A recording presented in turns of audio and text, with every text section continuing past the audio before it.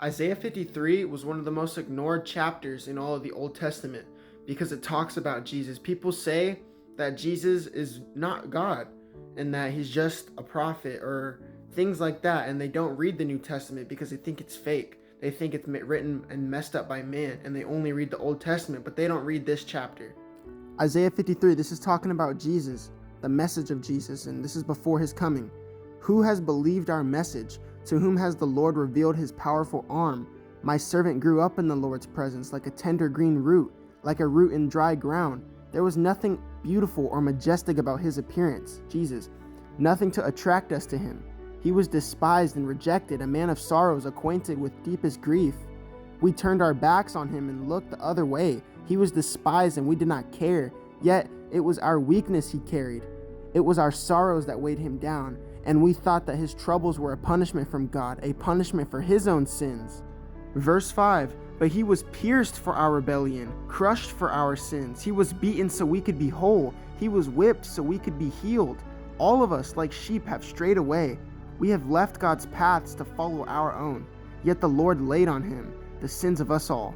He was oppressed and treated harshly, yet he never said a word. He was led like a lamb into the slaughter, and as a sheep is silent before the shearers, he did not open his mouth. Unjustly condemned, he was led away.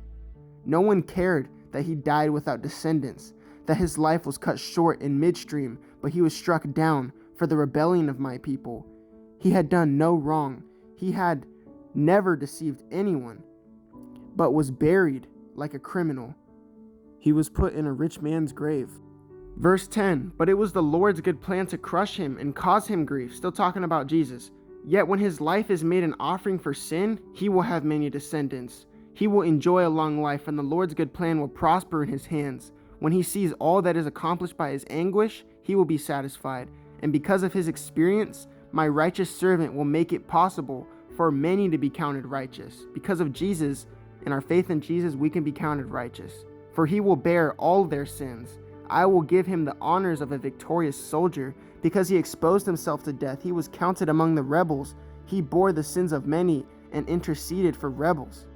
Jesus went through so much anguish and pain and suffering for us. People at that time were expecting him to come with armies and to conquer all nations as a king.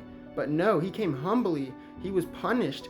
He who knew no sin became sin. And for us, we can be made righteous in God's eyes by our faith and trust in Jesus. This is what it means when God says he paid us with a high price. He paid us with his own blood. He doesn't want us to live for this world or live in the things that we want to live in, but to live for him. He loves us so much. You'll never find any love or any pleasure or peace anywhere else than when you give your life to God. There's no other love like God. Matthew 6:19-21, don't store up your treasures here on earth, where moths eat them and rust destroys them, and where thieves break in and steal.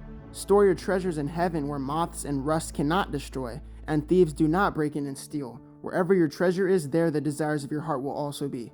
Jesus Christ is coming back. Everything in this world will soon pass away, but God's love and his word will never pass away. There is a wide open heaven and a very hot hell. Don't live your life separate from God. He loves you so much. You are worth something in God's eyes. He paid for you, for us, with his own blood. A God, a loving God. Come to him just as you are, and he will fix you. He will set you free no matter how hard it is. He is greater and bigger than everything. He is the creator of all.